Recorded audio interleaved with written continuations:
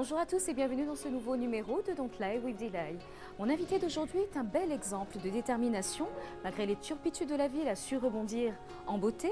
Une voix suave et poudrée mélangée à de la force et du groove. Louisie Joseph est notre invitée d'aujourd'hui. Allez, on y va. Bonjour Louisie, comment ça va? Ça va, très bien, merci. Alors avant de commencer l'interview, nous avons un rituel qui est celui de boire ce sérum de vérité afin que tu dises toute la vérité, rien que la vérité.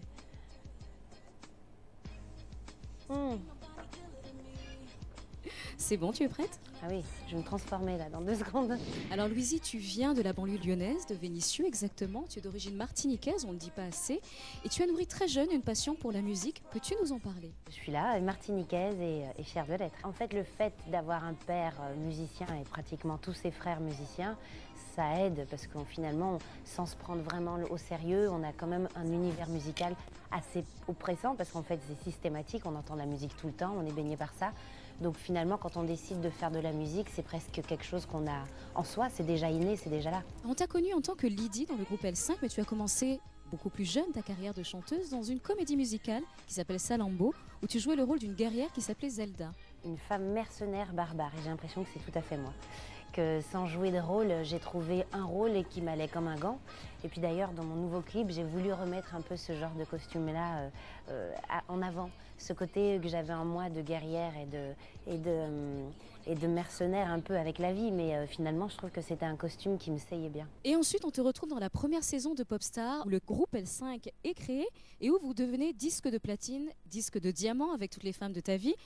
Qu'est-ce que ça fait d'avoir cette gratification? C'était facile finalement de le vivre. On avait l'impression que c'était le retour de bâton, surtout de la presse, qui était la plus difficile à encaisser parce que finalement, à chaque fois qu'on sortait quelque chose qui marchait, on nous disait que c'était le dernier. Il y a la critique, ça fait partie du jeu. Le média est là et ça fait partie du jeu, donc ils ne sont pas forcés de nous aimer.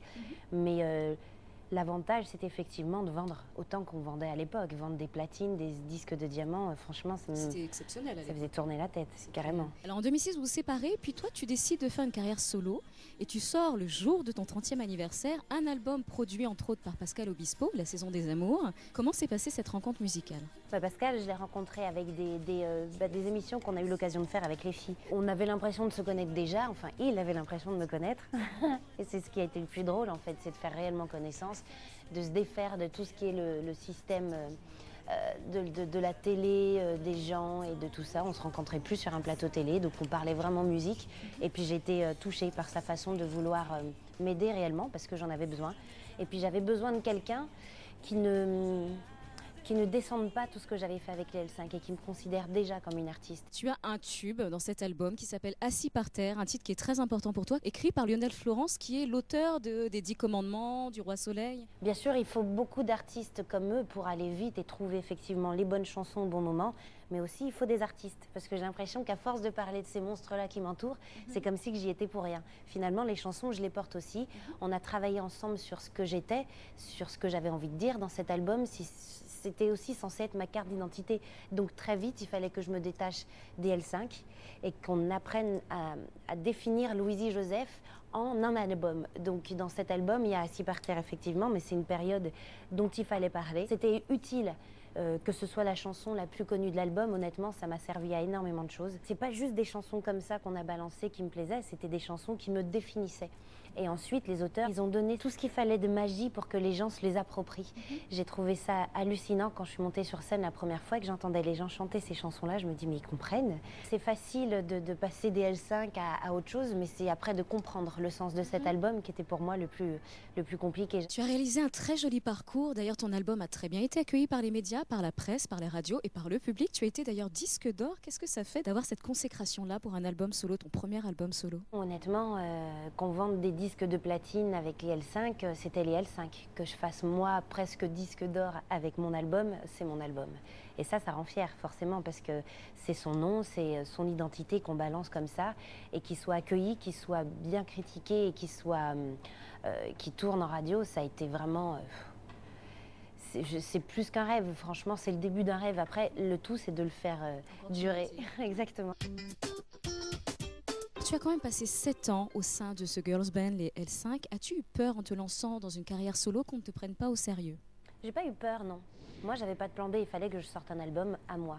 Donc, La revanche, non, c'était pas de dire que j'avais pas peur. J'avais peur, effectivement, que le groupe DL5 ne soit que ça, mon moment de gloire, et que j'ai pas eu la chance d'en faire un autre. Alors assis par terre, on en parlait tout à l'heure, et assez autobiographique. Tu as d'ailleurs dit dans certaines interviews qu'à un moment de ta vie, ça a été très dur et tu as dû aller jusqu'à vendre tes meubles.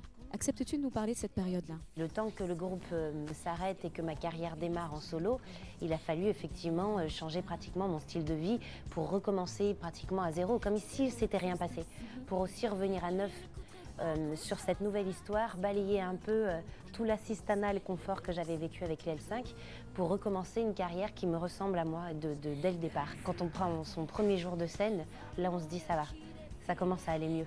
J'arrive à exorciser ces moments-là et à me dire que ça valait le coup. Dans la vie d'un artiste, la remise en question, elle est systématique. C'est tous les jours.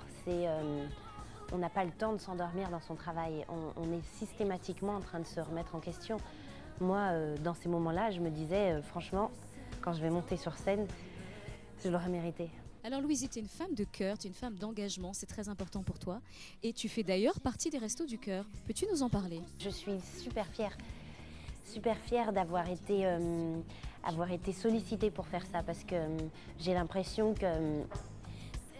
que ce soit les enfoirés ou pas, engagés dans une cause, quand on l'est, on a l'impression que finalement on sert à quelque chose.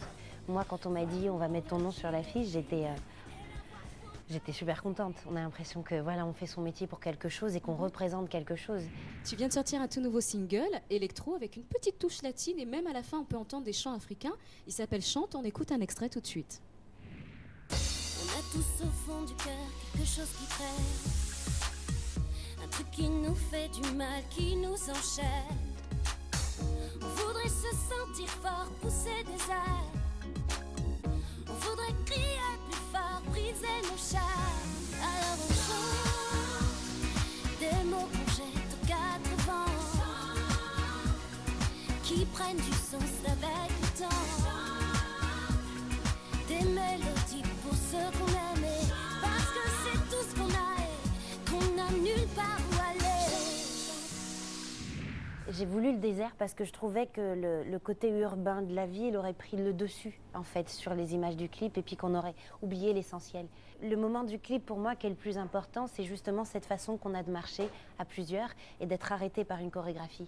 Et c'est ce que je disais tout à l'heure quand je parlais de la vie, c'est cette façon qu'on a, nous, de choisir un cap dans sa vie et d'être contrecarré à un moment donné par des événements. Et cette choré, elle est assez compliquée, elle a l'air de justement nous boucler un peu, nous rendre un peu comme ça, pris comme une camisole. Et c'est cette façon qu'on a de continuer à faire la marche jusqu'à l'apogée, jusqu'à la scène. Parce que pour moi, c'est ça mon credo, c'est un peu mon dada, c'est cette façon que j'ai de me battre pour monter jusqu'à la scène. Mais cette chanson, elle est là pour représenter justement nos façons de nous battre dans la vie.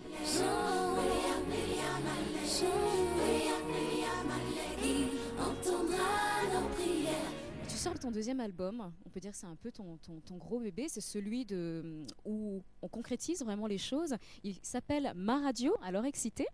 Toujours.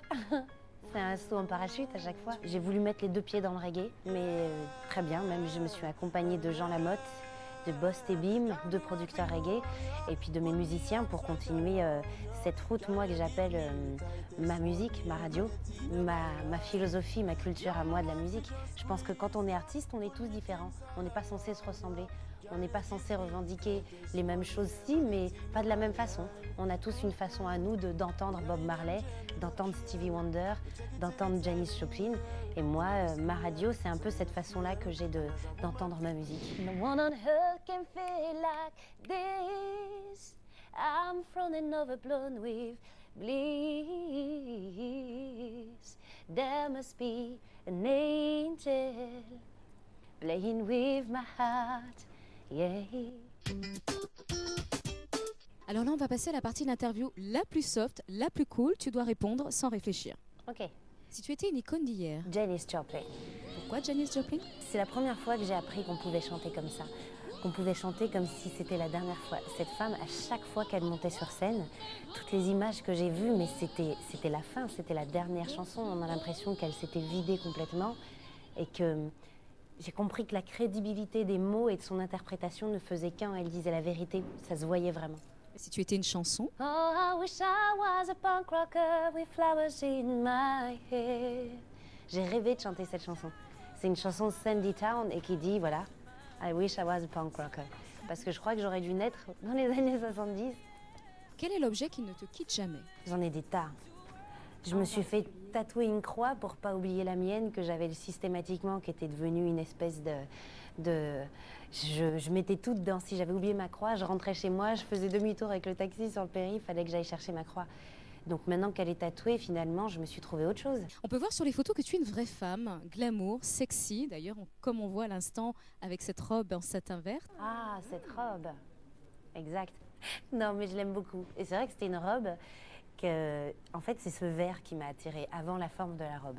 Donc quand j'ai vu ça, je l'ai sortie, je l'ai essayée, elle m'allait, donc je l'ai prise. Après, il faut que ça aille avec mes bijoux. Et comme j'en porte beaucoup, en ce moment, je suis dans le noir et dans le brillant argent. Il y a des fois, c'est beaucoup plus ethnique, donc il faut que ça aille avec mes bracelets, il faut que ça aille avec ma tendance. Quels sont tes gestes beauté? Oh, les gestes beauté, alors j'ai passé le temps où j'arrêtais de me démaquiller ou au savon le matin, parce que je trouvais pas mon démaquillant. Je crois que maintenant, je fais hyper attention. Les soins beauté, c'est déjà arrêter de fumer. En plus des soins, des produits, c'est surtout de bien choisir ses marques de cosmétiques. Tu as une jolie chevelure ondulée, comment fais-tu pour l'entretenir? J'ai des après-shampoings qui viennent de LA. C'est monoï, c'est que naturel, c'est sans sulfate. Et ça fait des jolies boucles. Alors Louisie, es-tu un cœur à prendre? Un beau latino, ce serait pas mal. Louisie, merci beaucoup pour ta sincérité. Tu as de la fragilité mélangée à de la force et c'est vraiment appréciable. Ne change surtout pas. Merci d'avoir accepté de venir dans mon émission. Je te souhaite tout le meilleur pour ton album à venir. Beaucoup de bonnes choses. À bientôt. Cette interview est à présent terminée. On se retrouve la semaine prochaine avec un nouvel invité. Et n'oubliez pas, croyez toujours en vos rêves, persévérez. Bonne semaine à tous. Bye bye.